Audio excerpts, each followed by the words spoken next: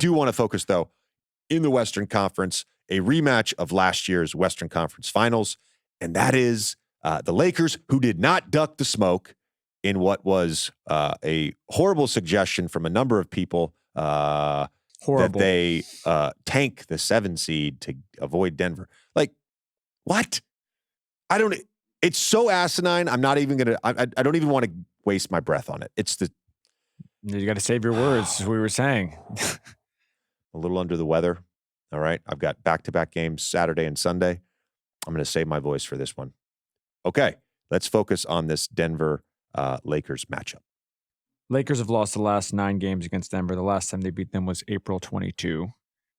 Broadly, macro, what has to happen for them to change that dynamic? There's a few things. So I want to say one thing real quick because Denver's heavy favorites in this series. They're at minus 310 to win this series. Lakers are at plus 250. And I feel like a lot of the chatter has been that the Lakers can't beat Denver. They need to avoid Denver. Denver is, far and away the best team when it comes to the playoffs. All of that can be true. But I want to acknowledge how good this Lakers team has been, particularly on the offensive side of the basketball, since they inserted Rui Hachimura into the starting lineup permanently, starting with the February 3rd game against the New York Knicks. Since they put him in the starting lineup, they're 22-10. They have shot the shit out of the ball. Number 3 3-point percentage during that time frame. Number 3 offense during that time frame. Number 22 defense. So here's the deal, and that I want to reference the defense. We saw this last year in the conference finals. We've seen a number of teams do this year. You cross-match with Jokic, and you keep your rim protector off of Jokic. Jokic has scored against everybody, right? So I would expect the Lakers to do quite a bit of that. The thing with the Lakers, if you're trying to attack them, how can we get Anthony Davis away from the basket? And whether it's, running high pick and rolls with whoever he's guarding, we could see some Jamal Murray pick and rolls with Aaron Gordon, let's say, if they're cross-matched that way.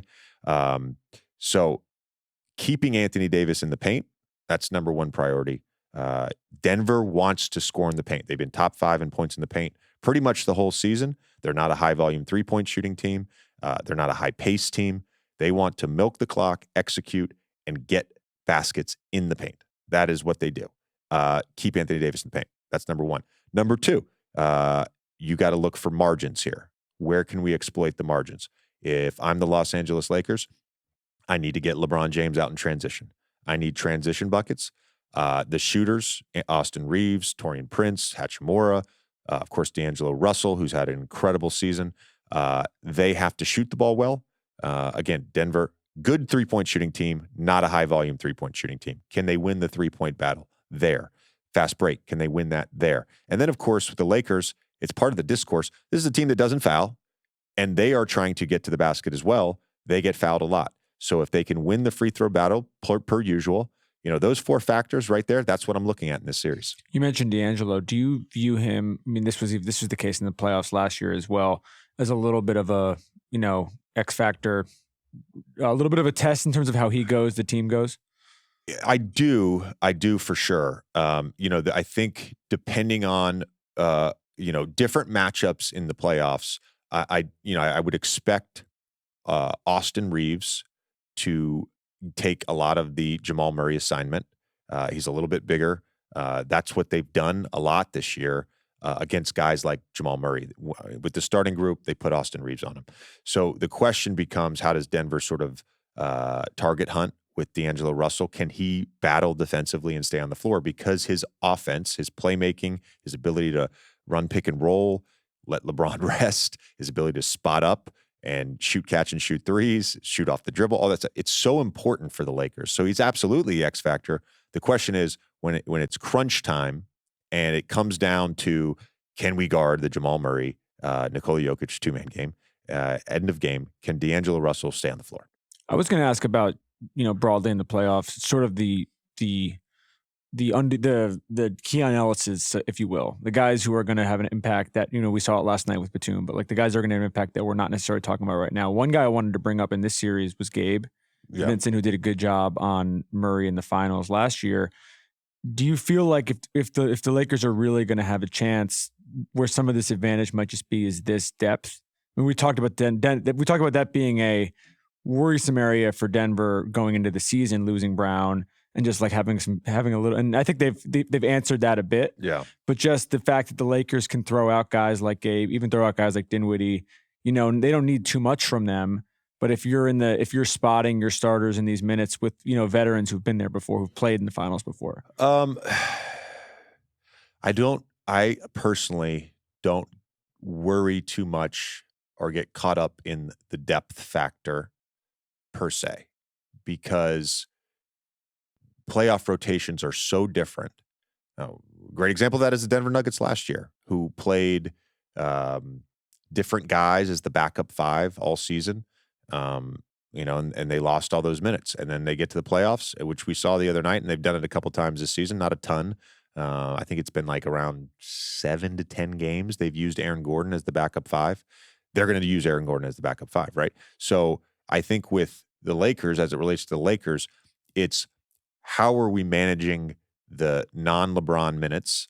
How are we managing the non-Anthony Davis minutes? Obviously, I would expect Darvin Ham to stagger those guys when they do get their rests. So it's not so much about depth. It's about essentially staying even when you don't have your core five on the floor. Gabe Vincent, certainly an X factor because of his ability at times to get hot. Hasn't had a healthy season, hasn't had a consistent season. I get all of that. But we saw him in big moments last year in the playoffs step up and make shots. We saw this last night with Batum. It's like, can a guy come in a quarter and make 3 or 4 threes? Yeah. That changes the dynamic of a game. Yep. Philly was like, the Also energy in that building. You were there. Just vets. Yeah. It was like Vets, the Mike Breen free chicken call, and the crowd gets going, and then Batum hits a 3 on the next possession. All of a sudden, it's a different game. Yeah. I mean, Buddy as well. Campaign even hit a big corner. It's just these guys who've been there before. Yeah, the thing. Well, Buddy's not been there because that was technically. Buddy has not been. Still has not played a playoff game because yesterday doesn't count for anything. But again, I did the whole DraftKings Islands in the League episode around this time last year about Alfreds and their importance, particularly in the playoffs. An Alfred can swing a basketball game. You need your stars to play well. You're not going to win a series unless your stars play well. That is a fact. But game to game, if you can have an Alfred step up and make big shots like Gabe Vincent, that certainly can swing a game and potentially swing a series. This has been our DraftKings Sportsbook segment.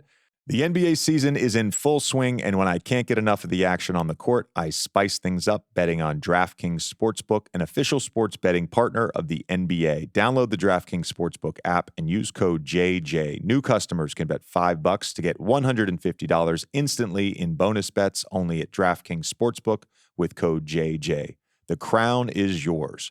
Gambling problem? Call 1-800-GAMBLER, or in West Virginia, visit www.1800gambler.net.